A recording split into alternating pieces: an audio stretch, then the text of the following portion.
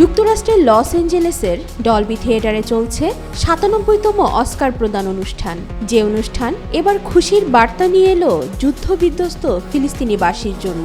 এবার আয়োজনে অস্কার পুরস্কার পেল ইসরায়েলি সাংবাদিক জুবাল আব্রাহাম এবং ফিলিস্তিনি চলচ্চিত্র নির্মাতা বাসেল আদ্রার নির্মিত তথ্যচিত্র নোয়াদারল্যান্ড। সোমবার এক প্রতিবেদনে এ তথ্য জানিয়েছে কাতার ভিত্তিক সংবাদ মাধ্যম আল জাজিরা। সেরা তথ্যচিত্র ক্যাটাগরিতে নোয়াদারল্যান্ড তথ্যচিত্রটি পুরস্কার জিতেছে।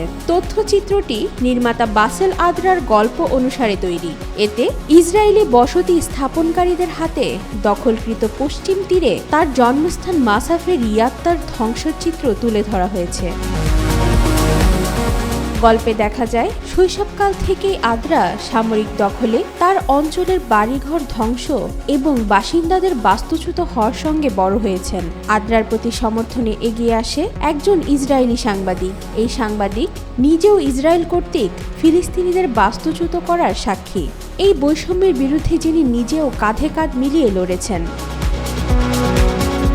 পুরস্কার গ্রহণ করে আদ্রা বলেন, তথ্যচিত্রটি কয়েক দশক ধরে আমরা যে কঠোর বাস্তবতা সহ্য করে আসছি তারই প্রতিফলন। তিনি আরও বলেন, প্রায় ২ মাস আগেই আমি বাবা হারিয়েছি এবং আমার মেয়ের কাছে আমার প্রত্যাশা যে তাকে এখনকার মতো জীবনযাপন করতে হবে না। অস্কার নোয়াদারল্যান্ডের জন্য সর্বশেষ হাই প্রোফাইল সম্মান। তথ্যচিত্রটি এর আগে ২০২৪ সালে ফেব্রুয়ারিতে বার্লিন আন্তর্জাতিক চলচ্চিত্র উৎসবে দর্শক পুরস্কার এবং তথ্যচিত্র পুরস্কার জিতেছে। পাশাপাশি নন ফিকশন চলচ্চিত্রের জন্য new York film critics circle পুরস্কারও পেয়েছেন নোয়াদারল্যান্ড। ওয়াহিদা পারভীন ঈশিতা, আজকাল।